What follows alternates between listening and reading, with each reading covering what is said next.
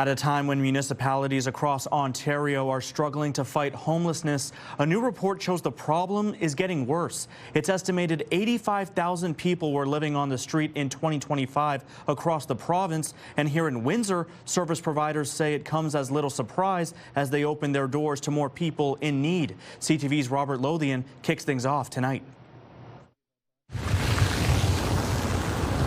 On a night of snow and gusty wind, the downtown mission is busy with those looking for relief from the cold. We definitely see more people coming into the mission, accessing shelter services at the mission throughout the day and night. A trend of increasing demand is noticed by service providers across Windsor, according to Rukshini Panayagulan.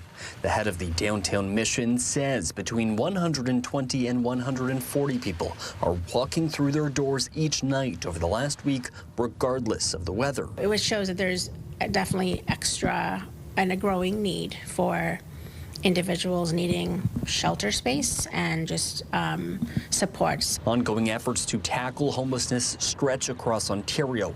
A new report from the association representing Ontario municipalities says about 85,000 people were experiencing homelessness province-wide last year.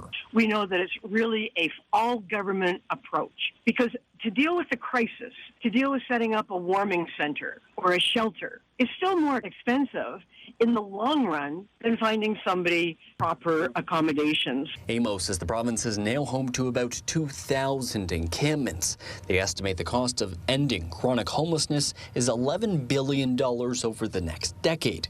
Panayagulan argues much of that is needed in housing supports and addiction recovery. I think those are the investments that help to move people on with their lives and forward and upward, and getting them out of places like an emergency homeless shelter. By choosing not to invest, the president of Amos says taxpayers will still shoulder the cost one way or another. When you think of how many homeless people end up in jail and in the cost of supporting somebody in a provincial jail, or how many people end up in a hospital. Over the last count in 2024, 672 people were estimated to be living rough in Windsor.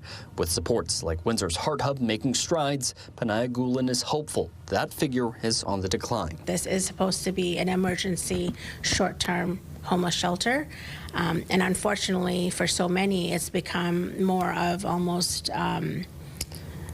like a backbone of support. Robert Lothian, CTV News, Windsor.